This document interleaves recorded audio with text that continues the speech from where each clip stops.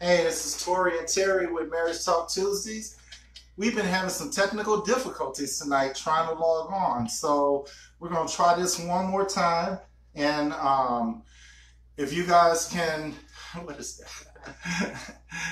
So we're going to give you guys a couple moments. We're running a little bit behind on our show today, but if you guys can log in and start a watch party and turn your volumes all the way down, so we can, and we'll get started in a moment.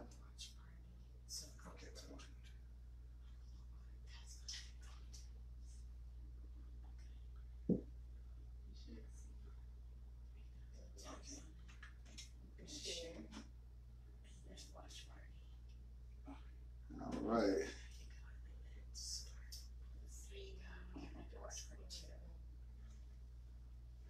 Okay. All right. So again, we had some. Let me get the radio station going here.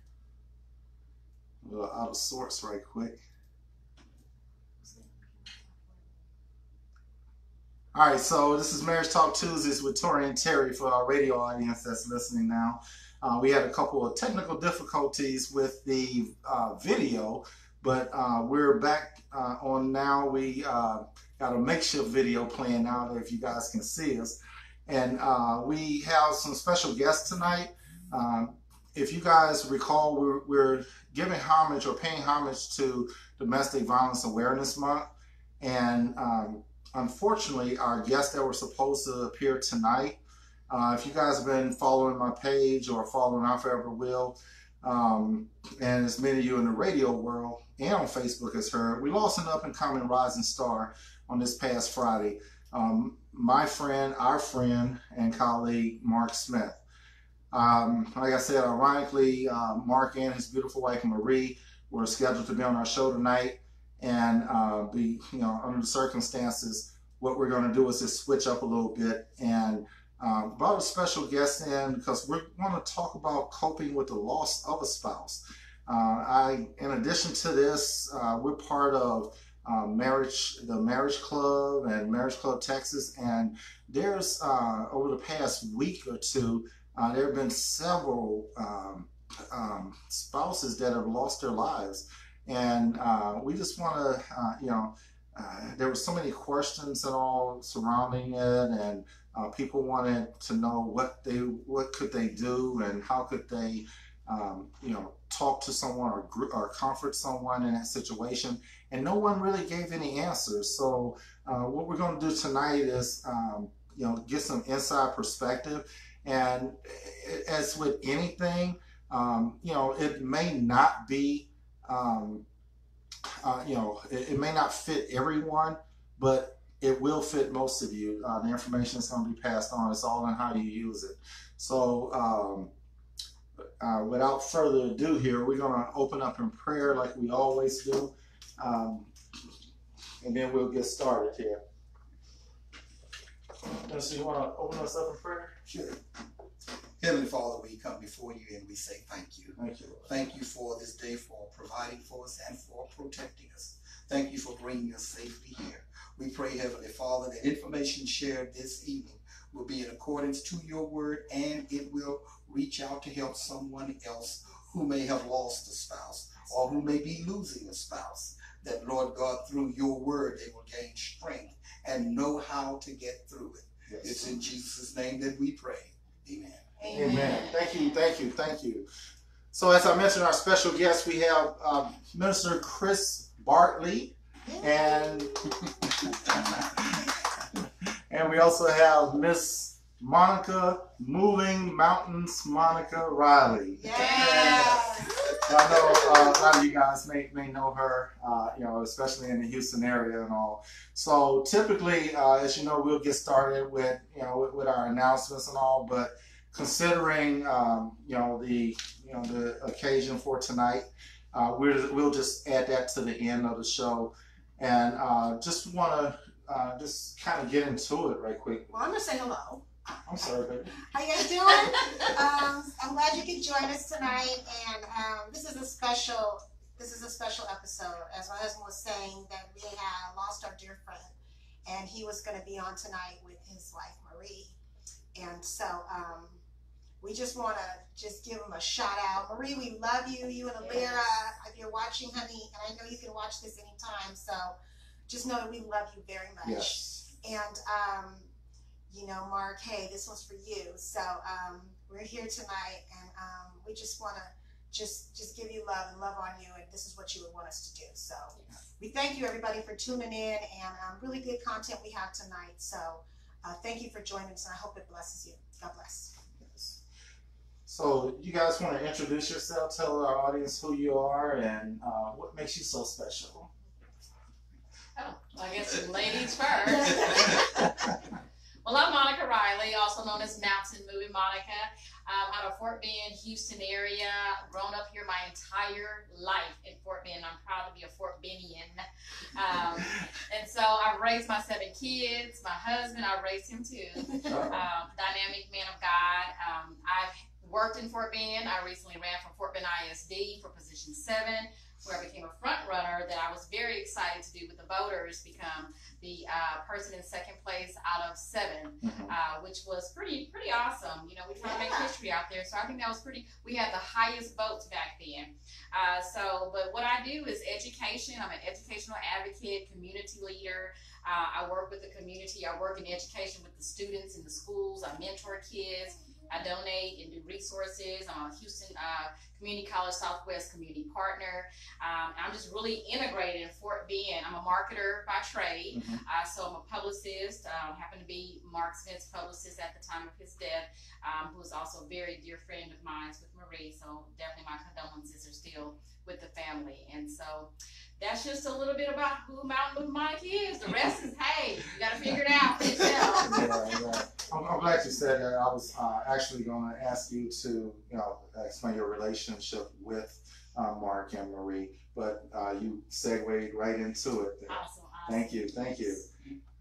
I'm Christopher Bartley. I'm native Houstonian. Attended Booker T. Washington High School, Texas Southern University, and Southwestern Baptist Theological Seminary. Member of Crossroads Community Church of Pearland. I became a widower 10 years ago last month. I have 4 children, 3 men and a lady. And I am retired from education. Also spent 5 years as a lead senior technical writer at Johnson Space Center, NASA. And currently now I'm working with an after-school program, enrichment program, Youth Development Center in Northeast Houston. Amen. Can I just say, don't their voices sound like they're on the radio every day? With the power this evening, I love it. I know I got to switch up my voice here.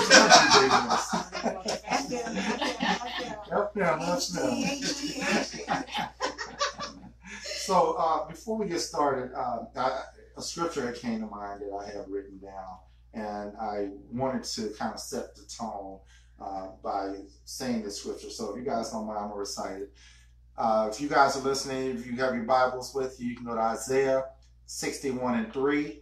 And the scripture reads, "To appoint unto them that mourn in Zion, to give them beauty for ashes, the oil of joy for mourning, the garment of praise for the spirit of heaviness, that they might be called trees of righteousness, the planting of the Lord, that he might be glorified." Mr. Bartley, God was telling me, or telling us, through Isaiah, that he would give them beauty for their ashes, right? Yes. So that particular scripture, we sing it in a song. I mean, I know I've sang it, quite a few times, and we hear it in many sermons, right? So, and again, my beautiful spouse is here, and unfortunately, you lost yours, and Marie lost hers. But what scripture did you rely on during that time to get you through and to keep you up? Romans 12:2. Be not conformed to this world, but be ye transformed by the renewing of your mind, that you may prove what is that good and acceptable and perfect will of God. I was determined I would not grieve like some people I knew who did not know God. I am not saying I did not grieve, because I did, Okay. and I did for a long time. However, I knew one thing. Eventually, God would bring me through to a point that I could function better, Okay. to a point where I could find my new normal, is what I call it. Okay. That's Yeah. an awesome way of saying that. Yeah, it is. The new normal. You know, I was thinking about this today on the way to work. I knew that you were in Beyond, and I thought, you know, as the honor that you hold, there's so much respect. Everybody that knows you just has the highest esteem and respect for you. I mean, we do. So I think I speak for many, and I know that although we didn't know you then, I was just imagining how you have so much strength and you have decorum and you have there's a controlled peace about you that you just emanate. And with that, I was thinking, how did you work through it? And I just pictured you to be the man, just like you were speaking, and it's interesting, that did not ask God why, just would not ask why, as well as I would gather, and you just proved that some people get angry with God, they leave the church, where you ran towards it because that was your strength. Is that true? Yes, yes. It was a case where I knew people offered words of comfort, and many of the words that they offered were just cliches. They really weren't comforting.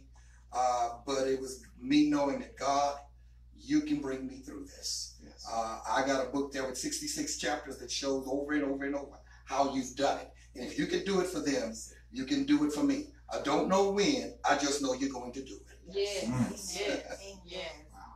So, what was the hardest part about losing your spouse? Losing my prayer partner, losing my confidant, my best friend. The way I describe my relationship, I had a biblical marriage. Mm-hmm. This is not to say that we were perfect and did not get upset with one another, but we knew we were going to forgive one another. We knew we were going to work through it. And another thing we did not do, we did not invite everybody into our marriage. Amen. Amen. We talk about that all the time, about not letting other people in. No one should know what's going on, That's right. you know, within your marriage like that, because you know, it just leads to too much confusion on the Yes. outside. Yes. And the main part is it allows the enemy to get in. That's Yes. right. That's right. You know? That's Yes. spirits. That's spirits. Exactly. Exactly. And it leads me to think about, you know, when you put on your wedding band, Mm-hmm. you know, it's symbolized, there's a circle. Yes. It's a circle. And it's a reason it's a circle, because that means it's round. It's no one can get in, no one can get out. Yes.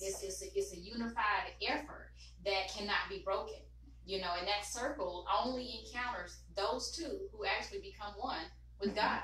And so that's important. You can't have everybody in your marriage.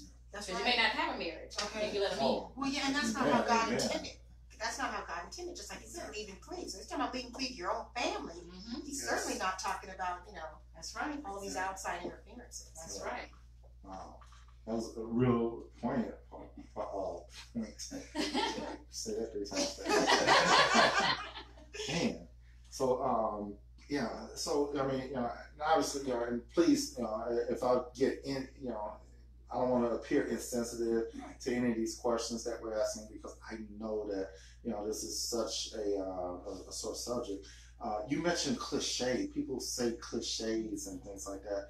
I know that people think that they're well intended and they want to help. And you recall, you know, from our pastor at Crossroads, you know, what he was going through with, you know, with the loss of his parents and all. I actually learned what not to say, you know, in those types of situations, you know, from hearing him describe, you know, situations that he'd been in. But, you know, how would you tell someone, or how would you coach someone in how to speak with a person that just experienced such a loss, or someone that's going through a situation like that? A former co-worker, she and her husband were flying back and forth to a hospital in Washington, D.C. And she shared it with me one day. And I just simply said, do you have a minute? She said, well, yeah. And we simply stepped over to the side. I didn't tell her, well, I'm going to pray for you. No, I prayed for her right there. Exactly. And several times throughout the year, I prayed for her right then. And so often people would tell you, well, I hear you're going through such and such, and I'm going to pray for you. And I'm sure they're well-intentioned. And I'm also sure they probably don't get around to doing it. And that meant a lot to her, but I found out it was also meaning a lot to me. In addition to that, the cliche such as, well, they're in a better place. I know my wife knew the Lord. That was never any question. But I, in my selfish love, wanted her here with me.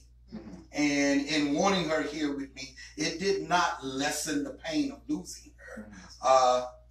She had breast cancer about 4.5 years before that. So when it came back, and it came back with a vengeance through a skeletal system, her lungs, her kidneys. In fact, as the oncologist told us about it, said, well, you know, wouldn't it be a shorter list if you told us where she didn't have it? And we went back and forth to the doctor so many times that on the last time we went, as I got her dressed, it never crossed my mind she would never be back there again. Never. And people will always say, well, if you need me, call me. They're not going to call you. You call them. That's right. You check on them.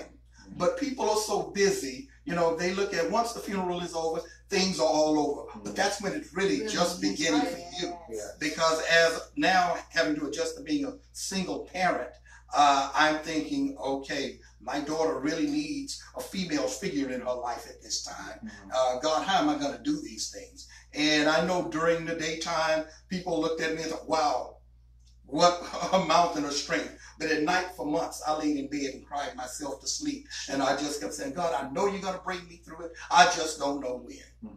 Right. So, you know, you hear a lot of people say, talk about moving on, you know, and to me, that's very insensitive. You know, hey, you know, when do you think you're going to be able to move on? Well, you don't know. Right. And like we tell people when we're doing our marriage coaching, if there's I know this is far away from it, but if there's an infidelity situation, right, and you know, and the spouse that committed the you know the act, you know, he or she they don't want to talk about it, they want it to be over with. But as we say there's no timetable on grieving, because that is grieving. So what do you say to people that say, you know, when are you going to move on, or how are you going to move on? Just as people are different, the way we deal with grief is different. Because I don't drink and do a lot of the other vices didn't mean, well, you know, I buried myself in my children's lives until one day I realized, okay, they're getting tired of me. You know, and they're not going to say it, but I know they are. And I realized, okay, I still have a life. I had a life before I met her. She drastically changed it. But I also realized, God, you still have a purpose for me because I'm still here. And that's what I started working towards. It is, you know, because I would almost say, you know, instead of saying moving on, I wouldn't. Moving on just seems so it minimizes it. But I would say, you know, about going forward, you know. It is. You know, it's because you are going forward. But it's not a moving on because exactly. And I realized, and in that process, I was not going to get over her, but God was going to bring me through it. And I go through it every day. I go through it from time to time. Last month being the anniversary of her 10-year homegoing, I went through it a whole lot. And I realized there's no one to talk to because nobody wants to talk. It's you don't become a leper, but they treat you like one because nobody wants to talk about that. Well, I don't think no one knows what to say. And that's why. I think that's a lot of it. People don't know what to say, and they don't know how to respond. They don't know if you want them to respond, give comments, give feedback, or ask questions. It's a really, I think it's awkward and uncomfortable for everybody because you may want to talk about it, but you're not sure if anybody wants to hear you talk about it. And I would just strongly suggest people just try. You know, just talk and make sure that it's someone that you hold near and dear in confidence, someone that can respect and understand what you've gone through, because you can't talk to everybody, because everybody's not going to understand what you're trying to do and how you're trying to heal and how you're trying to pick up the pieces of your life and how you're trying to rebuild and begin anew. That's kind of the way I look at it, is begin anew, because it is a new beginning, you know. And because when you lose your spouse, and let me just say, I've never lost my spouse, and I do not know what anyone that has had that goes through and has gone through, and I never will experience that until I've gone through that. So I say this just as an outside person that has seen and witnessed it, that you really, we have to be sensitive to that person and ask them, is it okay if we talk about it? Do you want to even hear that your spouse's name? And ask questions and leave it up to the widow, the spouse that, you know, is still here to respond to you. Or do you want to talk about it? I would love to hear any stories or anything, but be genuine. Yeah. Be genuine, because it's a very sensitive time. That's it right there. Because I know even with me, went through this with a dear family member right when I moved to Texas. And I was just crushed. Yeah. You know, she had lost her husband. And then when it was time to see her, it's like, I want to talk about it because but I don't know if you want to. And so it's like you're walking on eggshells because you don't want to hurt him. You don't want to have this, you know, where you say something and it affect it or bring out this, you know, grief, because you really don't want that to hurt them. And she brought it up and was just talking, and I was so glad, because it's like, okay, yeah, we can talk about it, you know. And I just told her, I said, this is the deal. This is the deal. We were actually together for her sister's 50th birthday. And I just grabbed her hands, and music's playing, and it was all a celebration. I was like, look, whatever.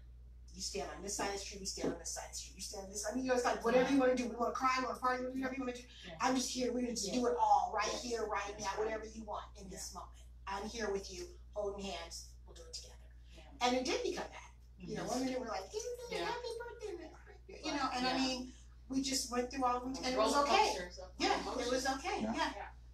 Wow. I will say that my wife's birthday was September 23rd, and she was an only child. And every year for her birthday, her father, my two kids, her two kids, we get together and go out to her favorite restaurant, and we celebrate. And it's not a sad occasion. And, you know, we realize we're there because of her. And, you know, we've got fond memories of her. Therefore, you know, we have no problem doing it, because when I said that to other people, they said, oh, really? Do you think you should do that? Well, I think I know better for me than anybody else. Because what I heard from a lot of people, well-intended, just wasn't well-intended for me.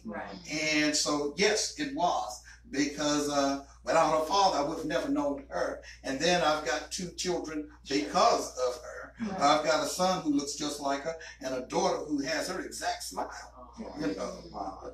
You know, you just mentioned we're a roller coaster, and actually I was thinking that, you know, during that process of grief, you know, people think that, you know, you're just staircasing your way to, you know, a conclusion, right? But it's actually, the grieving process is actually like a roller coaster.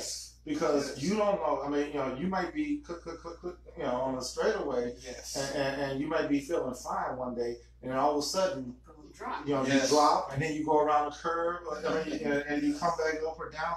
I mean, you know, I know you haven't been through it, but, you know, I mean, what does that feel like? And the reason I'm asking is for our audience members, and not just that, but like I said, I literally, and this was before Mark passed, literally I was on one of the marriage club groups, and there were several people that had lost their spouse all in that week. On Facebook, and I was literally going through just to see what the comments were, because I was curious, because as marriage counselors, I mean, you know, God forbid, you know, we have to encounter that, but we just haven't had to encounter that, you know, in our 3 years of counseling.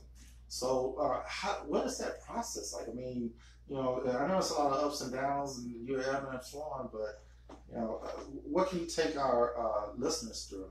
I would say, number one, in the words of William Shakespeare, he says, "To thine own self be true." Mhm. Don't pretend you're not hurting. Yes. Now, I'm not saying advertise it for everyone, but don't pretend you're not going through something. Mhm.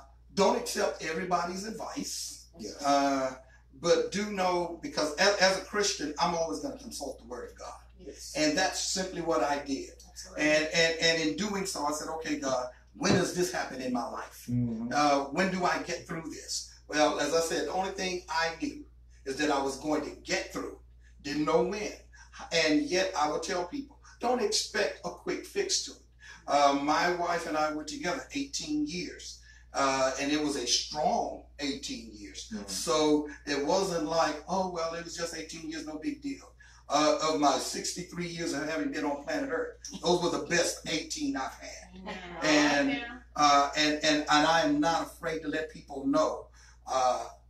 Ladies have this thing where you all will come together, Yes. knowing when somebody's going through something. Yeah. Unfortunately, our society does not allow that for men. That's right. A lot of men have said things to me like, well, you know, there are more fish in the sea. And that's great. Wow. That's great to hear if you're fishing. Yeah. I wasn't fishing. And I've heard things like, she's in a better place. Oh, well, you know, God loved her more. Well, you know, those are the things I didn't want to hear. What I did want to hear was, Chris, I don't know how you feel. Mhm. I do know that you know the Lord, and I know your wife knew the Lord. Mhm. I do know that he's going to bring you through this.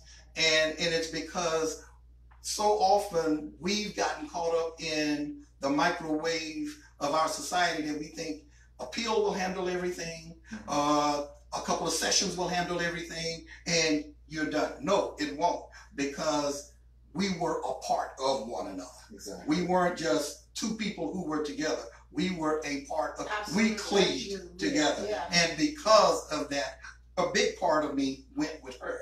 And, you know, and I told her over and over, if there had been any way to get the cancer out of her body and into mine, I would have done it. Yeah. Without hesitation. Mhm. And what I tell people is, be there. Yes. Be there. Yeah. And if she wants to, you know, that when it reached the point she could no longer talk, or we could do, wow, I hadn't thought of this since it happened. One night I was helping her go to the restroom, and I was moving really slowly with her, and she couldn't talk. Mhm. And I was telling her, you know, okay, we're about to step up. I never knew the entire time there was a male nurse standing in the door watching the whole thing. And after I got her back in bed, got her tucked in, and he says, I've been a nurse for over 25 years. And that's the first time I've seen anybody that patient and that loving and that caring with their wife. But the thing about it is, that was my wife. Mhm. That's what I was supposed to do. Absolutely. And as I said, when we left home that last time, I had no idea That'd be the last. that it would be the last time she would have been there. Wow. So you're talking. So basically, I mean, you know, even though it was your wife and you were one, you were her support system. Yes. Yeah. Right. And my wife and I just we talked about you this whole weekend, how you have been that rock for Marie, Yeah. and you know, and her support. And we really appreciate it. I mean, we literally have been, you know, saying, wow, you know, she's really, you know, you stepped in and just, you know, wherever you needed to be, you were there. Yeah. I even told my husband, I said, who's going to be there for her? I want to be there for Exactly. her. Yeah. Exactly. Who's Yes, gonna that's be why there you guys to have been be talking there? so much. You know, I mean, because you know, because everybody needs that. I mean, Yes. we run out of gas. I mean, we run on E, and we need people to fill our love tank and our strength tank, and I mean, just affirmations and just even like good job. And so, I mean, even like my husband saying that right there, like we notice, we see. Yeah. That fills your tank. It does. It does. helps you go a little more. does. Even if you're running close to just Yeah. fumes, it does. It's input, and it's It sewing. is. It really is. And it's really important that people that can't be there in the midst to help the people that are being there in the midst, because it's draining. Yes. Because Wow. you're pouring all your energy, all your time, all your resources, and all your prayers, all your tears into that woman, Mhm. Marie. That woman lost the most precious thing that God had given her that she couldn't birth. Mm-hmm. He gave her a husband that loved her unconditionally. And when you find that experience, most people don't know Marie's history, but when you come out of a bad relationship and you get into a good one, and you finally get that, and you have it, and you cherish it, and you love it, and you enjoy it, and it's gone. And there's no way to prepare for that. Like he said, that's it when right there. he took her to the hospital, he had no idea that was the last day that he would be with her. And that's the same thing with that's when you lose anyone. Exactly. But with Marie losing Mark, the last, and he spoke to her, and his last words to her, I'm going to call you when I get on the bike, and just know that I love you very much. Wow. And those were his last words to his wife. And to know that your husband's normal routine stopped in an instant, that's unimaginable. And then to be on the outside watching this play out the way that it does, it's you can't do anything. You can't. All you can do is hold that person. And for women, we're really, really emotional, Men, they're outward with their emotions, but they're more internal, because you don't have that outlet. You don't have that support system to be vulnerable, But women, we do, we hug, we cry, we scream, we hold each other up. And, to watch someone lose everything in a blink of an eye it's devastating. And no one knows what any individual person who has lost something is going through, because the pain is not the same. Exactly. The relationship is different. Exactly. And like Mr. Barbie said earlier, everyone experiences grief differently. That's right. And they process it differently. Yes. And I must say, when we were talking about pouring into you, when you see people that really, roll up their sleeves and are there for someone, that has experienced loss, don't just kind of take your hands off thinking, well, they got it. Because like I said, she can use, someone feeling her take. No, because death is so sudden. Yeah. Nobody prepares for it. So I don't know what her day looked like the day before or minutes before walking in there. She could have been on E when she walked in that hospital. That's my point. We never know, because it's not time. And you can't put that on your agenda. Exactly. I gotta make sure I get my rest tonight. You just I just never know. Yeah. And it is important, when people say, how can I help? That's almost a cliche question and statement as well. Just do it. Because a person who's grieving, they've lost their sense of focus, and reality is just out the door. And they don't know what help they need. They don't know what help they need. Need. But what you can do is look, see, pray, ask God to guide you in what to do. Exactly. And tell them, say, hey, I don't know what you need, but this is what I can do. Can I give you a ride to the hospital? Do you need me to watch your child? Do you need me to bring food? I can bring food, I can cook, or I'm getting ready to cash app you so you can do whatever you need to do. Right. It's you can do something. Yes. You can give your resources, your time, or you can just come and give hugs. You can pray for the family at the hospital. There are so many different, you can send cards. But when you ask a woman or a man who has lost their best friend, don't ask what you can do. Just do it. Yeah. Just do whatever you feel you can do. And if it's not the right thing, it's okay, because you did what you could do. Yeah, you can offer to make calls, whatever the case may be. There's a lot of things I need to do. I recall the people who made big pots of gumbo and brought it to us. I recall the people that my wife worked with, who every Friday had pizza delivered to my kids. I recall the women in my family who said, tell your daughter I'm picking her up and we're doing a spa day. I recall they didn't call and just say, what do you need me to do? Yes, they just because people on the average are going to say, just pray, if anything else. That's true. And because you still feel like you're imposing on people, and that you don't want to do. And we always have to remember too, people need I mean, especially like my wife said about death being sudden. Mm-hmm. I mean, people need financial help as well. So I mean, again, don't sit there and act like a cliche and say, you know, what do you need? You know, innately, you know what people need. You know, just do it. While both of you guys were talking, and I was jotting down something here, and this is, you know, from a clinical perspective. There are 5 different stages of grief. 1 being denial, 2 anger, 3 you start bargaining, and 4 is depression, and then 5 is acceptance, right? And you know, you guys during the course of what you were just saying, you kind of went through it. Maybe not the denial piece, but but there's a flood of emotions that, you know, anyone that just lost someone, especially close. I mean, you know, you can lose a cousin or something, and I mean, you know, oh wow, man, that's hard. But if you lose, you know, someone like that, I mean, now you're like, you know, like I heard Marie say several times, you know, my world is. I'm sorry. Yes.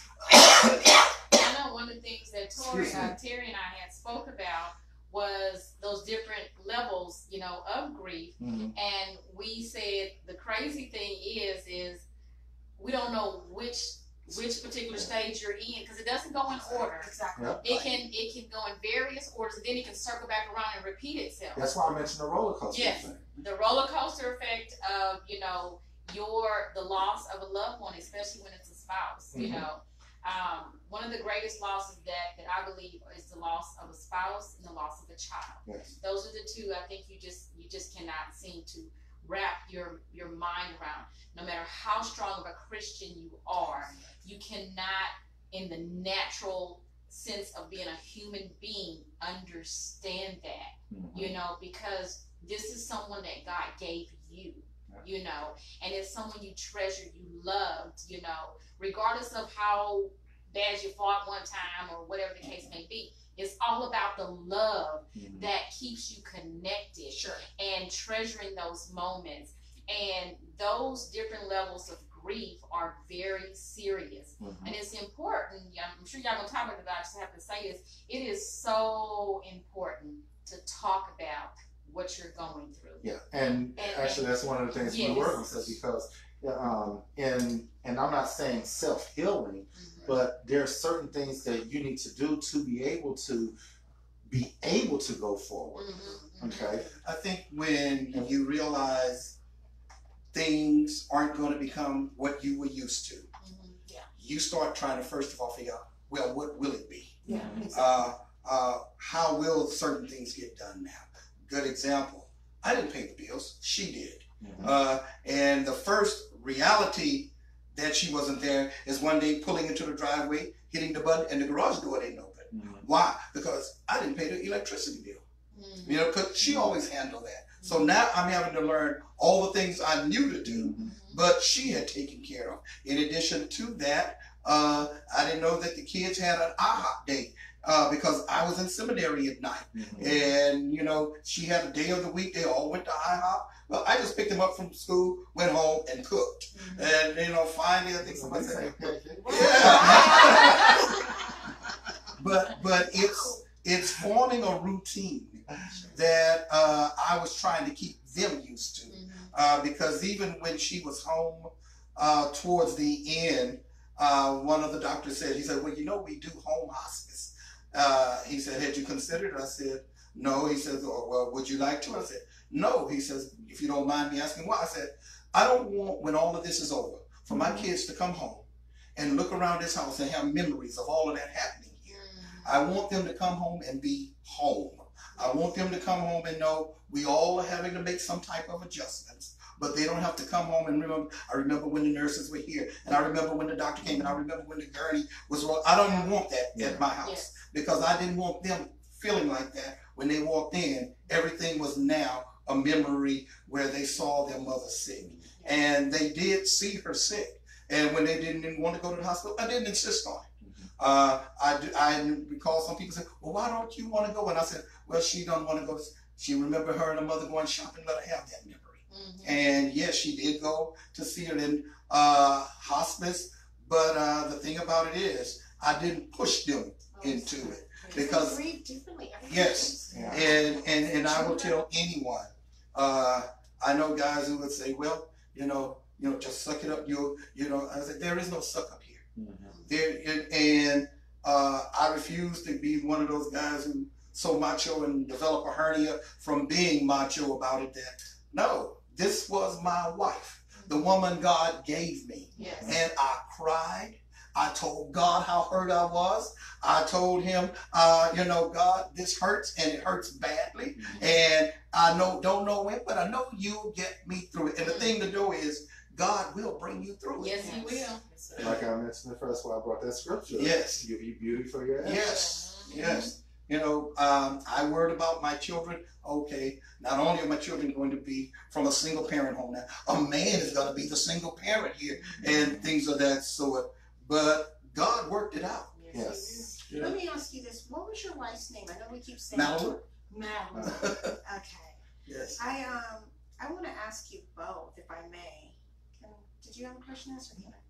And I'll start with you, Monica. How would you describe Mark? Tell our listeners, for those who don't know. I mean, we've got people on the air, we've got people on Facebook Live. Can you describe Mark for us? Yes, from my perspective, Mark was a light. Okay, this man had this light about himself. He could pull out anything good in anybody. He would just walk into the room. He could be focused, get his stuff ready, at the radio station. And when he sat in that chair, he was like, all right. And it was like showtime, and he was just naturally in his element. When he walked into a room, he could just talk and engage with. He loved people. Mm-hmm. That was his gift. Yeah. He had favor with God to be able to have the gift of gab and to draw people to him. And people think I've known them forever, but I have not known them but for a very, very short time. And when I met them, it was just like we clicked. We were like the three amigos. We talked on the phone every single day together. We never had a conversation without one or the other. And I just wondered, do y'all talk without me? I'm a little jealous. I don't want to be left out. And if we weren't talking, if we couldn't talk, we were all texting in a group text message. And we were like family, that God just brought us together. And this man, we took care, we did business. I was his publicist, we just became like a solid rock of friends. I looked at them as like my brother and sister. I had never gained such a fast growing relationship with two people in my entire life. And, but God put me in their life. Yes. And I was telling Alira, their daughter, I said, did your mom ever tell you that I actually met her and sowed into her life about 9 or 10 months ago? She was like, no. I actually met Marie and did not know she was the same person. I met Marie. She came and worked in the Sugar Land office one day, in a Saturday, which I never get up on a Saturday morning. But I went to her office and God told me to pray for her and speak a word of encouragement to her because she was going through some things. And I told her, I said, I don't know what you're going through. I said, but I'm getting ready to pray for you. I said, I'm going to share some things with you. And she just looked, she said, how do you know that? I said, I just know. And I said, I'm going to just pray for you. And I said, and go in peace and encouragement and remember what I told you. And 6-7 months later, I was talking to her on the phone all the time, never had seen her face. And one day we met, my husband and Marie and Mark, we met up, and I stared at her for the longest. I said, I know you. And she started speaking, and I said, I know you. I said, I prayed for you. I spoke into your life. And I said, you worked in the Sugar Land office on a Saturday or off day. And she looked, she's like, how? She said, that is you. I said, exactly. Wow. That's beautiful. That's God. I know. There are no coincidences. Those divine God is intentional. Yes. He is Yes. very Yes, he is. strategic. Yes, Yeah. you get all the glory, Father. You do. Yes. Hallelujah. Yes, he does. And if we can kind of interject, tell her your story. I know you. I mean, okay, so Yeah. this is so crazy. Okay, so we needed a publicist, a PR, and so I was like, I saw you because you were doing the pancake breakfast. Yep. This is so off, but why not? We're here talking about it. Hey. Okay, so Talk about It's hot as Jesus. hell. it's totally It's tied in, and it's so Just fun. stay with us. Stay with us. Okay, so you did Ron's pancake. Uh-huh. Ron is Tori's cousin. Yes. And Janita's, so, yeah. and Janita, yeah. So I see it on the thing, and I'm like, oh, she did that. And you and I were already Facebook friends. And so I was like, I need to call her. And so the next thing is like, okay, we did something. I don't know. I don't even think I messaged her. I think we got busy. So then we go to Janita's 50th birthday party. Yes. And I see you, and I'm like, we're Facebook friends. I'm supposed to call you. Yeah. Yeah. And Yeah. so Yeah. then that's like, call me. We do the whole number thing. I'm like, okay, leave. And I think I hit you up. I didn't hear back. You're busy. I'm busy. We just, we're on our life. Then this happens. Yep. You And at the circling hospital. back around. And you peeked your head through the door and you called for a lyric. Mhm. And I'm sitting with Vanderbilt. Yep. And so I was like, is that Marie's sister? Just not knowing. And he was like, no, this is publicist. And I was like, oh. So then when you came out, it was like, ding, ding, ding, ding, ding, ding, just bells. And then Yeah. we started talking about Yeah. the shit that I want to Yeah. But I'm just saying, it was like, And I had forgot I Who knew? had Look met at you at God. Janita's party. Yeah. Yeah. And because we had taken a picture together, Yeah. and the three of us. And then when I sat down, you came over and hugged me and all. And then when I sat down, Terry started saying who you were, and it didn't. I wasn't really It went clicking. thinking, Yeah. and it didn't click. yeah, because I was thinking, why is this not clicking? Like, Yeah. Yeah, And then he was you know. like, oh. Yeah. Part of it, I didn't hardly hear her, but the thing It was was, loud in there. yeah. We were at a party. No, I'm talking about the hospital. Oh, at the At hospital. the hospital. hospital. Oh, yeah, when I Because I came was trying out. to Okay. connect the dots for Right, him, she and we're looks talking, familiar. oh, Yeah. And that's, yeah, it was just she was losing those. But it wasn't until she said, Monica from Janita's party, Yeah. and then I was got it. I Yeah. remember. I didn't Yeah. realize, because everything was just happening so fast. But the bottom line, you guys, is I know you're like, what are you guys talking about? But who are these people?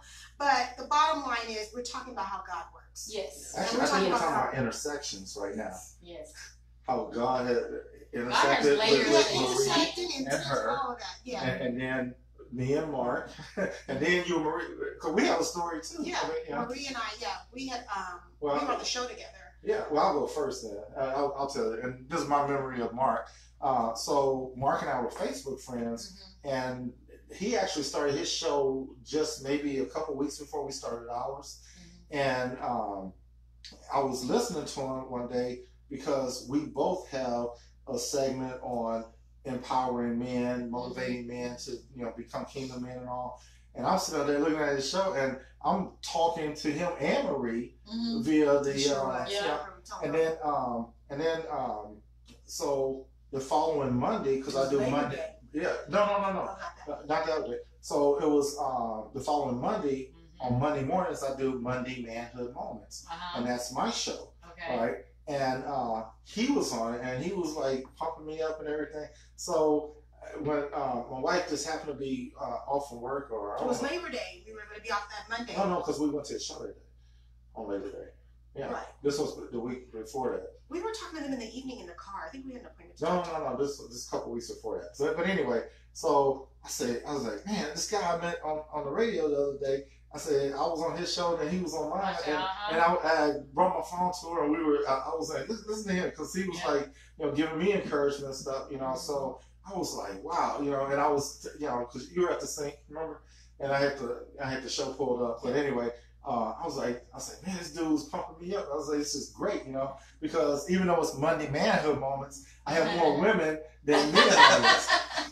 And so I was glad to hear a guy that was actually singing, commenting and saying some things back.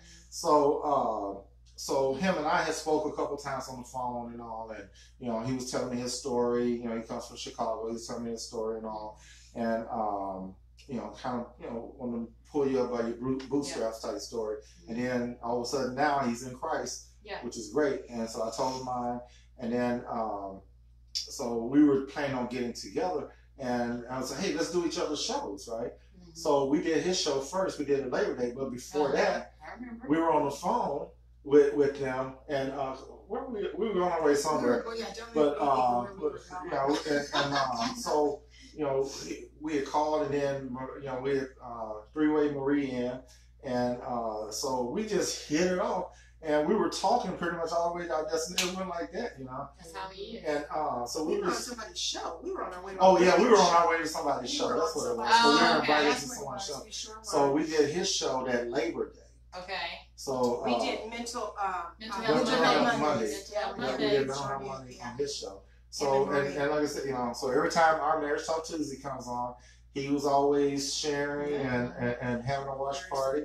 Yep. Very supportive. Very supportive. And even you know, I'm working during the day, and I'm on the computer, but I got my phone, you know, against the computer. I got him on. I might not be able to respond because I'm busy, but I just wanted to show my support to him. Yes. You know, which was great. So I mean, because you know, there was no crab in the bucket mentality. I mean, it was two genuine brothers supporting each other's show. Yeah. That's how he was. Mark wanted everybody to shine. And he wanted to shine. He wanted to do whatever God wanted him to do.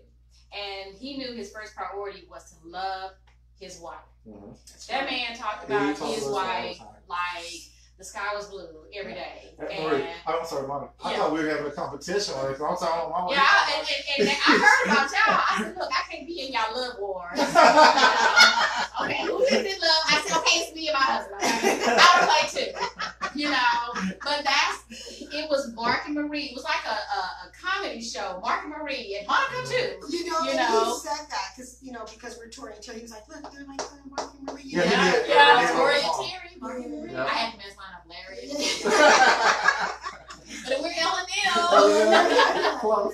But you know, he was a genuine guy. And the one thing that I want to really express to people, and hopefully that will help some men out there, is Mark was transparent. He was transparent. You know, he told people about his struggles, his testimony, where he come from, you know, his battles, and what God has done in his life. And you know, even though, but the only problem with that, he didn't have a whole lot of people he trusted that he could talk and get the internal stuff out outside of Marie. But we know as women, and I try to teach it to all women out there, your husbands need someone other than us to talk to sometimes. They need another strong, confident, God-fearing man to just bounce stuff off of. And that's important, the God-fearing. Yeah, because you need to make sure that who you're talking to is listening in the right way and is going to guide you in a godly way. As you know, he was sharing, Mr. Chris or Reverend Chris was talking about, have anybody, and that's one of the things that Mark actually wanted to create, on the show, was having a platform for men to come and talk and have those discussions and formulate something that men could have a platform, because Black men walk around with so much stress. Oh, yeah, they do. So much stress. That's why so many of them, they've been trained. They've been trained to hold it in. And y'all can attest to that. I'm not making this stuff up. They've been if trained. You look through My Money Man Have Moments, I actually did a segment on that. I think when I was in Chicago last month. What it is that we get, especially us 70s and 60s babies and stuff. I mean, we were brought up not to show emotion. Men don't cry. Men don't cry and things like that. And if you get hurt or cut, suck it up. Suck it up. Put some tussin on it. Put some tussin on it and keep it moving. I think we live in a society where we have been built up so much as men that if we show feelings, we're laughed at. We're talked about. We're labeled effeminate because men don't do that. Well, the Bible I got shows you can cry. You can hurt. You can let somebody know you're suffering. And what we have to understand is, being a career educator, one of the things I said to guys when sagging came in, I said, because they said, We said y'all wore bell bottoms. What's the difference? I said Ooh, we dressed number one to impress women. I said Mhm. you're dressing to impress other guys. He said, well, what does that mean? You're wearing your pants lower than him because you want people to say, well, yours were lower. I said no. I said learn to feel good enough about yourself That's right. that it doesn't matter what someone else does. And that's the Because thing. I see so many guys aren't able to get a job. But when they say, well, I went to apply, nobody applied. I applied for a job, no one called me back. I said, what did you wear? Well, I was pretty much dressed like this. And I wouldn't have hired you either. Yeah. I said, because when you work for me, you represent me. You heard me say before, Yes, and I say it all the time, the way you dress is the way you're addressed. yes. You know, Mhm. and the story about the sagging, I mean, you know, people don't even know why they do it. You know, first of Yes. all, you know, it's a prison thing. I was Yes. gonna say, it Okay. goes back to prison, so. But it even goes back further than that. It goes back to slavery time. Yes. When the master used to rape the men Yes. and had other bucks rape the men, and they could tell who was rapeable. I guess I don't want to say it like that, but That's by a by lot. their That's kind of pants. going off, but yeah. Yeah, but I'm just, but no, but this is, you know, I understand. this all I ties understand. into the men and That's and right. what Mark and I were doing as far as, you know, educating and empowering men.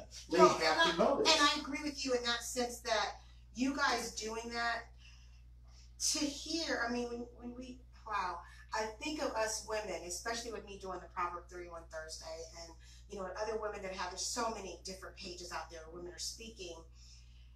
We are so empowered in the sense that we don't let somebody else define us. And to hear this about our men, that they're holding things in, I mean, just as we tell our sisters, don't let anybody else define you, know who you are, you define who you are, and whether it comes to how a man is coming to you, well, if they're going through that and they're seeing themselves that way, no wonder they're projecting this onto their women. So as women, as wives, as sisters, as mothers, it is for us, we're teaching our girls that, and it's girl power. We need to give these men their power That's too. right. That's We need right. to speak into them just the same. I understand that, you know, a son needs, you know, a father to raise and all that stuff, but we still need to raise them up. And I think that we don't help sometimes in tearing them down just the same because we're angry with them or whatever. But that's really alarming to hear that men are so, they're holding all this stuff in because of another man. I mean, who is the other man that's calling you this or that? Who is he to tell you who you are? That's the same nice thing I say as a sister. Who is this sister to tell me who I am? So who is this man that you gonna let this man tell you a man just the same and define you of your worth? I So want to you make know, 2 points. So my One is enough of our men don't have role models. That's right. And when For sure. and not having role models, they have to pick celebrities. They have to pick athletes. They have to pick somebody in the neighborhood that's labeled as cool. The only person I wanted to be like growing up was my dad. You know, that was my hero all the way, even in adulthood. But to push stop and rewind, as we were talking about what people thought, my wife, you know what? If you only knew her 1 minute, you would know a lot about her. I was gonna ask you Because that question. About she her. was so gregarious that when we went somewhere, if there wasn't someone there I knew, there was definitely someone there she knew. Mhm. And she, long before Usher ever had a song about it, she would tell people, that's my blessing. That's my boo. But and I would say, you act like I didn't get blessed. What the word that I would describe my wife? Perfect. Not a perfect woman, perfect for me. Yes. Yeah. That's the way I That's the way it's described her. supposed to be. Because she wasn't trying to live up to somebody else's standards. Mhm. We worked trying to please one another and outdo one another, pleasing one That's another. how it's supposed to be. And I heard that same thing on my and side. in doing so, we only cared about what the other one thought. Yeah. Yeah. And you know, the thing is, and we discussed this on one of our episodes, you're not in competition with your spouse. No. You're there. That's your rib. You're not supposed to be. You're not supposed to be. In Yeah. some That's what they marriages, do. Yeah, some that's marriages, why I say, unfortunately, we covered it before. and in marriage, you really need to understand what the purpose of marriage Marriage is Mhm. and know your role in that marriage Yes. so that you can be fulfilling God's glory, His will, Preach. and your blessings. Well, Preach. you know, it's funny you say that, sis, because we were talking about the Monday manhood moments that my husband does. we were talking about the fact that he has a lot of women viewers. And I was telling him, I said, you got men viewers. Mm-hmm. But you know what? They don't want to be seen. Yeah. Mm-hmm. And because once they're seen and you're talking about this, and if their woman sees that his name's on there and he saw this, then he's going to be held accountable to play that out. So it's like, Yes. I know that you know now. Exactly. But you know what, Terry, I have to say this. We as women can't throw that back in that man's face. No, you can't. We can't. We have to be a light. Mhm. That's what the Bible says. That's right. You're supposed to live. You're supposed to live That's it. right. So Yeah. that when he Live sees it out loud so they us, can see. That's right. there you go. When Example. you go back to the word, when you living by the word of God, Mhm. you're gonna get the word of God type of results. That's right. Sarah referred That's to right. Abraham as Say it. Lord. Yeah. And it's going to be in Yeah. God's timing. That Because is. it's not for us to Is. go, I saw We it cannot now, change. and you know now. It's like, no, you know, that's in God's timing. Because when God does it, It's perfect. It's Yes. beautiful. Yes. It is perfect. It is Yes. perfect. It is perfect. And Yes. if we wait, if we knew and I tell people this is one of the biggest focuses I have with applying myself and people and other things, that with the word of God, there's everything in the Bible. Everything is in the Oh, Bible. yeah, Not every that's our situation, okay, not every situation. There's a principle in the Bible. Everything, That's a yes, principle. everything Everything. you need to kind of get an understanding on how which Mhm. road and which direction is in there, okay? So if God is telling us in His Word that the person you looking at has a blemish, now you know how time of blemish is, and then He says, pay attention to the branch Mhm. hanging out your own eye, then that means you need to concentrate on you. You get yourself So together.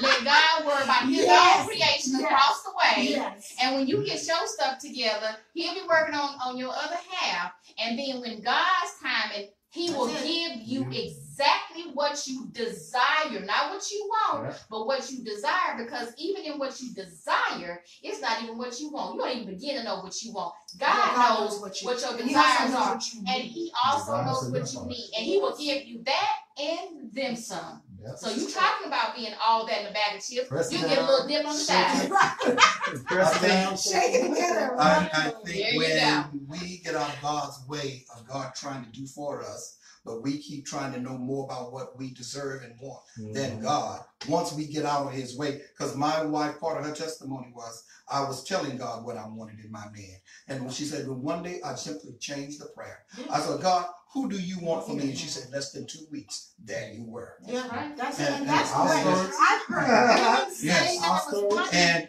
black love. and in or doing she so, said the same thing, you know? we find that God made us. Yeah. So He knows what's best Just for for us. us. Right. It's like He gave us life. Now, God, I don't need you until I get ready to go to heaven. Let me live it the way I want. So we keep making mistake after mistake after mistake. Wonder why God, all this keeps happening to me. Because, well, I gave you a book of instructions. You won't follow it. There you go. And Basic instructions right before there. leaving Earth. Yes. The Bible. Yeah. Bible. And when God takes people out of your life, if that person meant enough to you, they may no longer physically be there with you, Mhm. but indelibly they left a mark Oh, on yeah. you. Yes. Oh, yeah. Yes. That you got enough of that person. You know, There's so I say so much that I know my wife used to say. Mhm. No doubt she did when she was alive. And we have to understand that we are brought into one another's lives for a reason. That's right. And in doing For a so, reason. yes, and in doing so, the thing I learned to do now, regardless of what I face, God, what do I need to learn while I'm here so I don't have to go through this again? Let me ask you something. I'm gonna ask you both something, and actually I had some questions over here, but this was just put in my spirit, and it's kind of supernatural. Since your wife's passing, was there anything shortly after she passed that happened where you thought it was her to get a message through you that I'm with you? Did you experience anything like that? No, I can't say specifically. My only response to that could be because we talked about almost everything from A to Z in almost every situation. I could hear her voice Okay. Mm. because That's what I get. because Okay, we did everything together, Mhm. and we didn't care what other people thought of it. We did everything together because that's the way it's supposed to be. Mhm. And no other man could say anything to me to make me feel less than a man about what I did for her, because she was my gift from God, Sure. not his. Sure. And that's the way I looked at it. If they did not have what I have, I felt sorry for them. All right now. What about you, Monica? Has there been anything that you've experienced in this short time that made you? I mean, you have people that'll say, "Oh, a light came on," or some, I mean, just different things where you think that they're letting you know, "I'm with you." Have you experienced any signs or anything where you felt, or you heard, like you felt that his spirit was with you, or that he talked to you, or said anything? No, not for me personally. I can't say that was the case. I know that what I was looking for God to do was give Marie some type of a revelation, some kind of a piece, a nugget of something to let her know that Mark was okay. Yes. And saying he's in a better place. Realistically, we don't really know that. It's your faith that helps you believe that. But in the natural, when you're going through things as a human being, that's not real to you. Sure. And so one thing that she told me when we did talk on the phone, which was yesterday or today, I can't remember, is she said, I talked to Mark and he says it's okay. Okay. And she said, and now I think I can be okay. And that's a form of peace. Yeah, so and it was and so I say that because I see that as that's what she didn't know what she was looking for, but I think that's what she was waiting for. Something, just something, because you're looking for something to make this somewhat okay to let them go. Because even though you see them there, you see the body, you remember how they were when they left the house, and you see them in the next moment, and these flashes and these glimpses, and you're remembering their voice, and you're watching his videos, and you're doing all of this. It's a lot. It's still, you can't, there's no peace, there's no word, there's no message, there's no last moment, there's no long kiss goodbye. It's gone. And so she's been waiting for something, and I could see that in just listening to her verbiage. And he left me, I'm mad at you, why is he gone, God, why did you take him from me? You going through all the different stages. He's not really dead, he's just sleeping, he's coming back, and you can't say anything to that. You cannot. And I don't say, oh, don't say that. And when people are trying to say that wrong, oh, don't say, I'm like, shh. Yeah, just let They her. simply need somebody to listen. Yeah, Yes. That's her husband. You don't know. That's right. Let her say whatever she needs to say. God knows what she's going through. Right. That's between her and God. And when she told me that, she said, I talked to Mark. Now, we were on the phone. She was not physically there with him. Now, I saw her talking to him. I saw her when she was doing her last farewells at the funeral home. I saw her talking to him. I told her, I said, I'm going to step out. She said, no, I want you to stay. And I said, okay, I'm going to chill over here on the couch. And she had a long conversation. I didn't hear what she was saying. And she turned around and she looked at me and she said, I'm okay. I'm ready. And then we talked later on, and she said, I talked to Mark, and he said everything is okay. And it's acceptance. Yeah. And she needed that. Yeah. She needed to go see him as many times as she needed to see him, and when people were saying, oh no, it's just going to bring up, let those that are grieving, let them grieve. Yeah. Let them grieve how they need to grieve. As long as they're not a danger to themselves and to no one else, let them grieve, and just be there. Yeah. Hold them until they don't want you to hold them no more. Whisper in their ear that you love them until they don't want to hear your voice again. Yeah. And you know what? I recall that day, and not to get too intimate, but this was huge for me, and it was that quick. Yeah. Someone had used the term the body, and she said, please don't say that. Yeah. And I felt that, because it was like, I felt that. And everybody's just trying to. Well, the thing is everybody. It was not said in any type of way to be insensitive or anything. It's just trying to pull everything together and get things done, and not wanting her to have to worry about nothing. So whatever we could do to alleviate you having to, And so it's just really like everybody holding together, talking, putting their heads together. It's like a huddle, And that's what that was at that moment. But when she said that, it was like, oh, you know, because it was like, right, She you said, know. call him Mark. Yeah. He's Mark. Yeah. You know? So that, and I say that to say, not necessarily about this right here, because of course we were there and we recall, but when we're talking about, when you're saying, what can I do and how can I help, when you're in that moment, remember that. Just remember that. I think that's a good takeaway, you know, in your planning stages, that, you know, you still want to keep them, you know, and refer to them as who they are, you know, in their, you know. Because they're always going to be like that within their hearts. Sure. I want to share a couple of things that I've learned in this process. Yeah, I was going to ask you that. Being in the midst of that, and I really want to speak, you know, without too many details, be able to speak and share, maybe help some family members, is the family members that come, the friends that come, need to be really sensitive to the spouse that has now been left behind. It doesn't matter how you feel about the spouse. It doesn't matter what the relationship between that married couple was. It's none of your business. All your focus really needs to be is how you can help heal and do your part. Fussing, arguing, pushing too fast, too hard, it's damaging. Yes, and it's hurtful, and it's not Christ-like at all. And if you are in Christ Jesus, behave like you're in Christ Jesus. Make Christ proud that you're using his name, and that others around you will feel the presence of one of his own. Yes. And don't tell them it's time to go. If they're in that hospital room, and I don't care what you have to go do, if you can't stay, leave. Be sensitive. I had a million things going on. And y'all had a million things going on.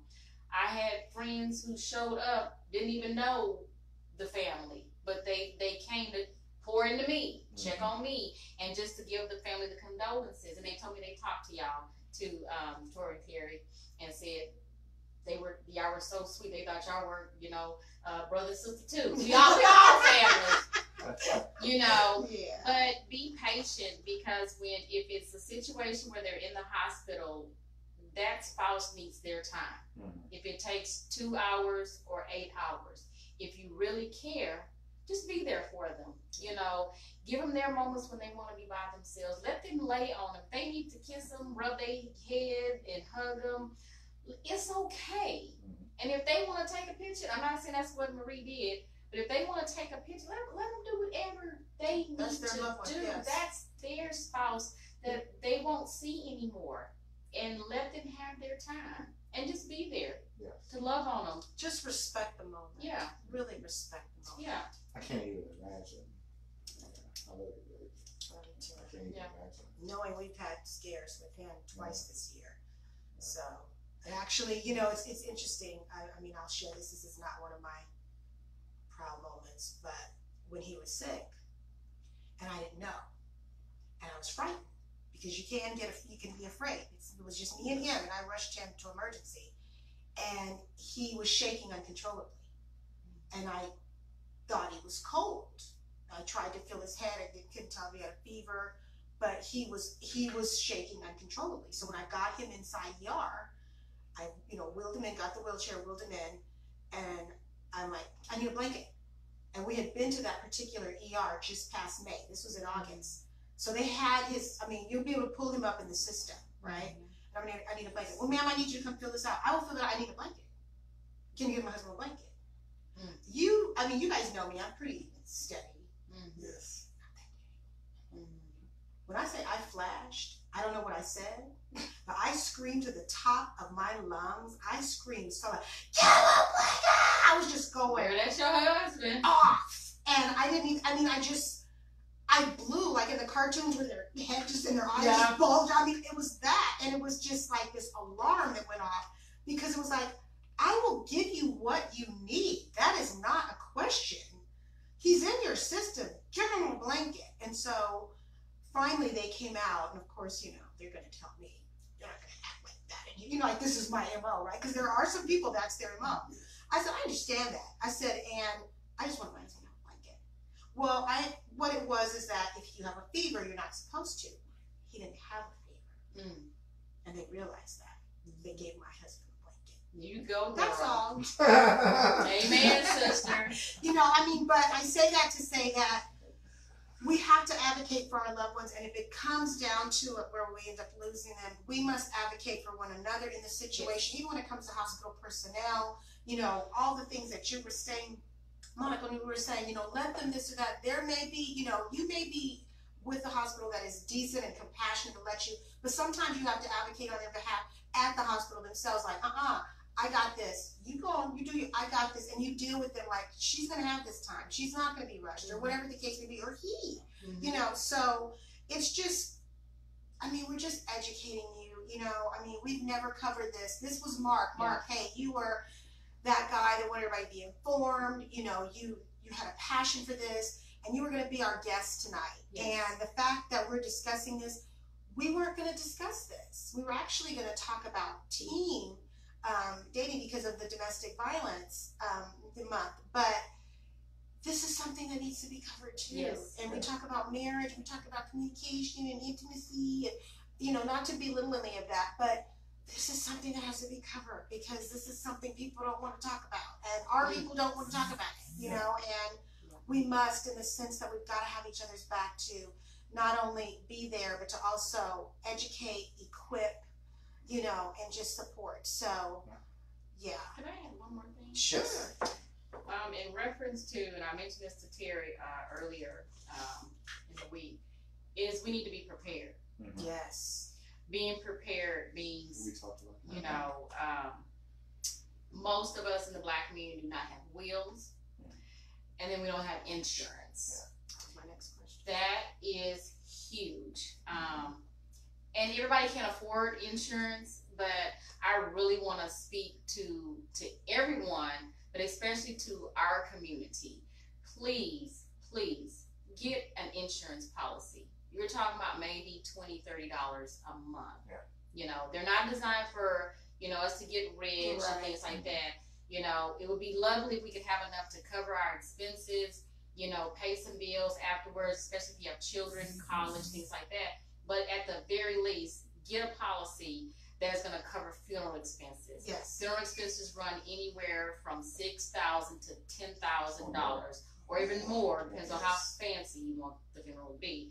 But get something that's going to cover the loss of your loved ones. If you have elderly parents, you need to check into that, because that's going to be a responsibility that falls on you. If you have grown children, please encourage them to get insurance. And you make sure, as an adult, you have life insurance. Mm-hmm. And if I can piggyback on that, so two things. One, it's a shame, but we borrow for what we need, but we buy what we want, right? And, you know, unfortunately, you know, people have to borrow to bury people. Yes. And, you know, because people are just, we don't want to face the reality of death. And we think that by going to buy a funeral, policy or whatever, that that's making death more either real or even closer. imminent. Yeah. So, but it's not. It's just a protection. Yeah. And even if you don't have life insurance, which please get. What I want to add to that was, if you're a homeowner, make sure that your home insurance is the type that covers that pays off the house in the case of a loss of a spouse. That way, that's one less thing you have to worry about. Yes. You know? So now you're only paying taxes and utilities, basically. Yes. Yeah. Yes. That is so important. Being prepared. It is. Be preventive too. Make sure that, you know, you're taking care of your health. Especially, and I'm going to plug this to our Black men. Please take care of your health. You guys are on the endangered species list. You know, because, you know, if it's not, you know, criminal or police or drugs or, you know, unchristlike behavior, it's health. It's what's taking our Black men away from us. And we really, as a Black woman married to a proud Black man, you know, I make sure that my husband gets his physical, because I tell him all the time, I don't want to take care of a sick man. I really, if it can be prevented by you going to get your annual checkups, you take your vitamins, you have, has to do the cardio. If we can do preventative, yes. But because I love you, I want you to be here as long as we can. I want us to be healthy so that we can enjoy the life that God has given us abundantly. So, we as a community, we've got to take better care of ourselves. We've got to make sure that we're going to the doctor and be intentional to go to the doctor. Draw blood work to see what's going on. Do your blood pressure, take your blood pressure, and make sure that you're doing. Everybody should be doing cardio. Even if you can't go to the gym, park at the back of the supermarket and walk up. And don't be chilling walking. I'll drive around the don't be chilling walking. Kind of put a little pep in your step. Get your cardio any way you can. Walk up and down every aisle. But we need to be healthy. So not just being prepared, but be preventative. Yeah. We pay for our car insurance. We make sure we make that Cadillac note on time, or the hoopty note, whichever one. But we make sure, because we don't want the man to come pick it up. You can pay a gym membership too. Exactly. You go to church every Sunday. Invest in yourself. So invest in your health, because you're no good to anyone when you've left this earth. And if you have children that you're leaving behind, that's even a bigger risk. Make preparations for your children. If you have dependents, know who's going to take care of your children, and make sure that's in writing. Yeah, it's definitely got to be in writing. Even a living will. Yes. Do a living will too, just the same. I mean, I know it's uncomfortable, but it's important. Yeah, we're all adults here, so. Yeah. Wow. I hate to bust this up. I just have two more questions. It's one for Monica and one for Mr. Bartley. How will you honor Madeline's memory? How have you honored her? Is it IHOP? No, our favorite restaurant is La Madeleine's. I share experiences that we had with other married couples. We mentored several couples, and we advised several younger couples, and I still do it from time to time. Amen. I'm so glad you came on with us this evening. Thank you for inviting me. Yes, I've enjoyed this story. Have you? Yes, I learned a lot. And then what I liked most about what he was saying is what, I hope that message resonates with all of you out there listening, and share this as well, is he said everything points back to God. Yes. He said, I was waiting on God to tell me, when was this going to be over? What do you want me to do? How are you going to do it? Everything was about God. Because he was in control. Yes. In your hurting, he's in control. Yes. In your missing, he was in control. All those wonderful 18 years, he was in control. And he put his trust in the Lord, and he leaned not to his own understanding. Amen. But in all his ways, he acknowledged him. And not cliches. Not cliches. Yes. How would you say that you'll honor Mark's memory? Oh wow, that's a really big shoe to fill. I know. A big motorcycle bike to fill. Helmet. The one thing, and this is just me. This is not a revelation from the Lord, but just being asked that question. The one thing that I told Mark and Marie, that I'll be here for you guys as long as y'all want me to. I'm not one to make exits. You have to leave me before I leave you. And so I love them to the core, flawed and all. I love them.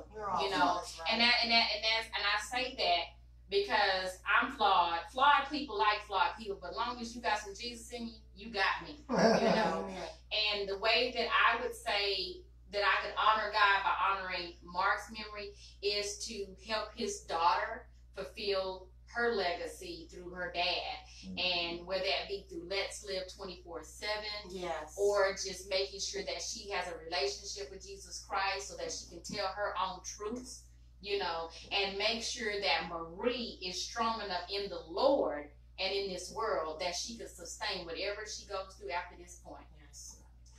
You mentioned Let's Live 24/7, which was Mark. Can you explain that? And then donation. yeah, because we have to wrap up, not only explain that, but also can you, I don't know if you want to say about the services or Yes. the Cash App or anything Yeah, like that. so Let's Live 24/7 was Mark and Marie's platform for the Yes. radio station. You know, that was their baby, you know, and so they built it, and his mantra, you know, theme was we tell our own truths. You know, and that was so profound, you know, to me, because that's what we need to be doing, is telling our own truths. Yes. You know, and be real. Yes. And when I close out talking to people, I tell them, until we speak again, make sure that you are living 24/7. And it's powerful. It is. So, it really is. And take that hashtag living 24/7. I love that. Yes. So, Mr. Mark Denier Smith will be memorialized this Saturday, October the 19th. There will be a viewing at 9:30 a.m. until 10 o'clock a.m. when we will go immediately into a memorial service for just 1 hour and have some words from his bishop, Bishop Rush, and his daughter will speak. Yes. And it'll be very sweet, intimate, you know, so please come join us. We'll be at Brookside Funeral Home on the East Tech Freeway. And that's out there, I guess the north side, you know. 59 between Yes. Holding Mill Route and Latimer. something like Do we that. have Yeah. a post? Yeah. But it is posted on the Let's Live page. You can go to Let's Live 24/7, the page. You also can, go to It's go also on to- Life Forever Will. On Yes, page Life 67. Will. It's on Tori's personal page. It's on Terry's. It's on Monica Riley. It's on Marie Smith. It's on. If you don't know that, because you gotta look at it, okay? Or you didn't know it. Yes, yes, but you can go to any one of those pages, and you know, and if you want to be a blessing to this, you know, wife and daughter, you can Cash App. The Cash App is Let's Live, no apostrophe S. Let's Live 247. And like I said, the PayPal and all that stuff. There's a fundraiser on my page as well as Robert Williams' page. You can donate, and Terry Smith's page.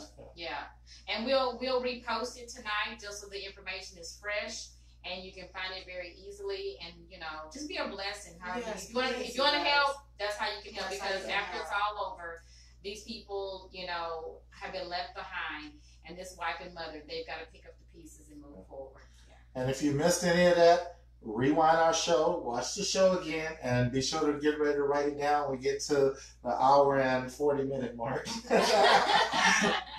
I just, did you have anything else, baby? No, I just want to thank you all, and I hope that this blessed you. It's good stuff, you know, and I hope that we didn't, you know, trigger anything with you all, but just know that we love you, and we want to make sure that we love on you with all the content that we bring to you. So God bless you and yours, and thank you so much for joining us this evening. We really appreciate it. And like and share this. This will bless someone. I know it will. Thank you. It definitely will. In closing, you know, in order to work through your grief, you're going to have to acknowledge that grief exists, first of all. There are several ways to do this. One, you may have to be alone for a little bit. You know, you have to, you know, I know they say, you know, you don't want to be alone in times like this, but sometimes you have to be alone because, especially because of what you were saying, people just don't know what to say. They're well intended, but you don't want to hear a lot of this nonsense, right? So it's important that you have some alone time. Two, write down what you're feeling in a journal. You know, if you don't journal, you know, just get a piece of paper or whatever, or if you type, write it out. You know, That's right. You know, if you're not the type of person that will talk about your feelings and all, Yeah. it's good. The reason I say write it out is good to Get it. get it out. That's right. That's right. Okay, it's good to get it out. All right. So 3, I would suggest this too.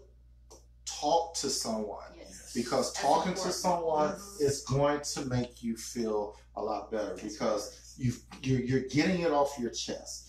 You know, not only are you getting it off your chest, but now this other person or this group or whoever you're speaking with, they know what you're going through. Yeah, support system. Yes, you support need to group. have that support system. Yes. And Yes, like Monica reach said out. earlier, you know, don't sit there and ask them what they need. Just do it. You know, think about what you would need Yes. in a time like that. and just do it. Just make it happen. Because that person may or may not be thinking as clearly as they normally would, and I mean they got so many emotions running. Remember we talked about their roller coaster effect. Yeah, I mean you could simply go over there and just start setting up paper towels, sodas, and paper plates, and wash some dishes. I mean you don't even have to have a lot of discussion or dialogue. Just get in and just help. Yeah, exactly. Also, do not neglect your physical health, because your physical health is important to your mental health.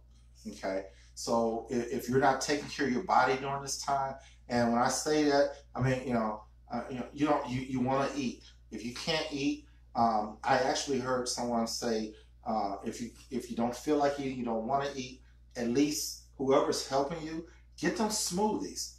That way you can pack smoothies with spinach or what, you can put proteins in it and all. So get them something that will give them substance, because they can't just just keep going on in that state.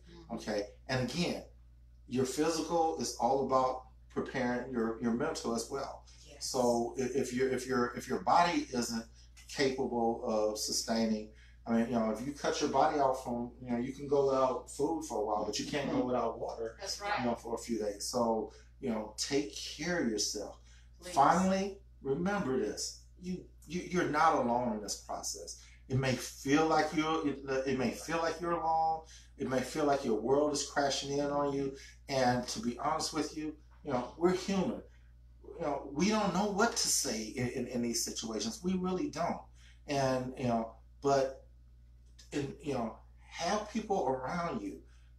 Even if you just want them there and say, hey, I just want your presence. You don't have to say anything. As long as you're there in support of them. Yes. Okay.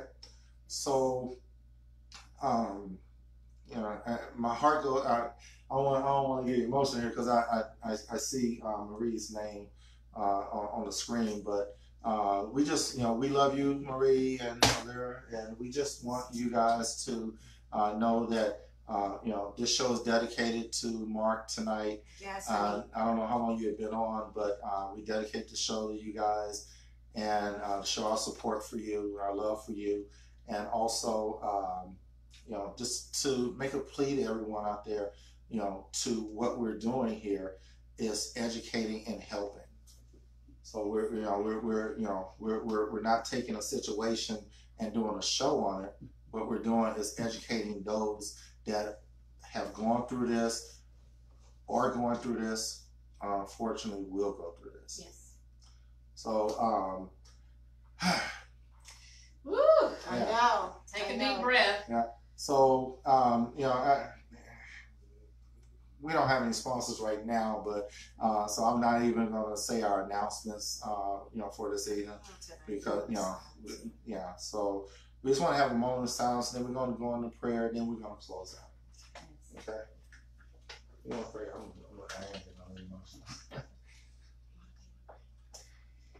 Dear Heavenly Father, Lord, we just come to you because you are such a good God. Yes.